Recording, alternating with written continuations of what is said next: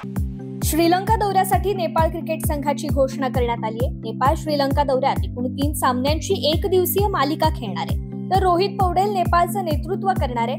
Arjun Saud यालाही संधी देण्यात आली आहे।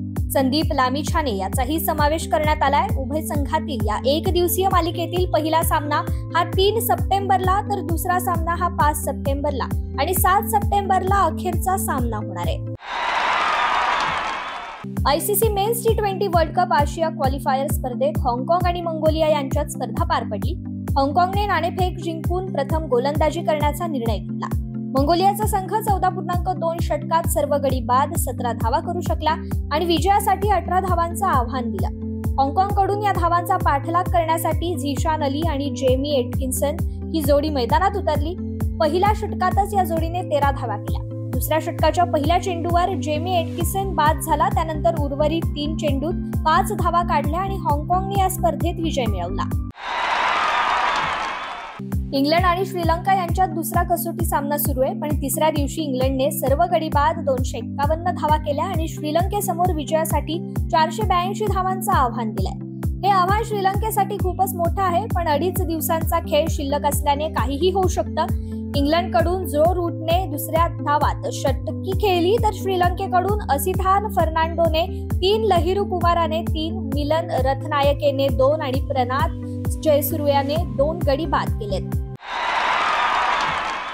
Khelo India women's wushu league west zone स्पर्धा 24 ते 27 ऑगस्ट 2024 दरम्यान गोडविन स्कूल उत्तर प्रदेश मेरठ या ठिकाणी पार पडली। त्यामध्ये वर्ध्याची धनश्री दीपक गोंडे या विद्यार्थिनीने 75 वजन गटात द्वितीय क्रमांक पटकावत रजत पदक प्राप्त केले। धनश्री दीपक गोंडे ही कोम्बेटाईज अकॅडमी ऑफ मार्शल आर्ट्सची खेळाडू असून अतिशय हलाखीच्या परिस्थितीत तिने खेळण्यास प्राधान्य दिलं असून घवघवीत यश मिळवल्याने सर्वत्र कौतुकाचा वर्षाव केला जातोय। वेस्ट इंडिज आणि IPL मध्ये चेन्नई सुपर किंग्सचा दिग्गज अष्टपैलू खेळाडू Dwayne Bravo Caribbean premier league मधून निवृत्ती घेतोय। त्याने याबाबत सोशल मीडियावर पोस्ट शेअर केली आहे। कॅरेबियन प्रीमियर लीग सुरू झाल्यापासून ब्रावो या स्पर्धेतील प्रमुख खेळाडूंपैकी एक राहिलाय, पण आता तो सध्या चालू असलेल्या 2024च्या हंगामात या स्पर्धेत अखेरचा खेळताना दिसणार आहे। तो या हंगामातही त्रिनबॅगो नाईट रायडर्स संघाकडून खेळणार आहे आणि या संघाचा पहिला सामना आज सेंट किट्स अँड नेव्हिस पॅट्रिऑट्स विरुद्ध होणार आहे। काल झालेल्या रोमांचक सामन्यात शीतलला पराभवाचा सामना करावा लागलाय। शीतलचा उपांत्यपूर्व फेरीतील सामना चिलीच्या जुनिगा मारिया हिच्या विरुद्ध झालाय।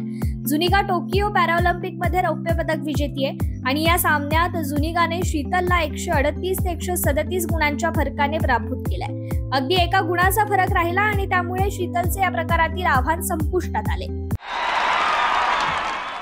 रावळपिंडी इथे पाकिस्तान आणि बांगलादेश संघात कसोटी मालिका सुरू असून दुसरा सामना सुरू आहे, पण हा सामना सुरू असतानाच बांगलादेशला मोठा धक्का बसलाय। या सामन्यातून वेगवान गोलंदाज शोरीफुल इस्लाम हा कमरेच्या दुखापतीमुळे बाहेर आलाय।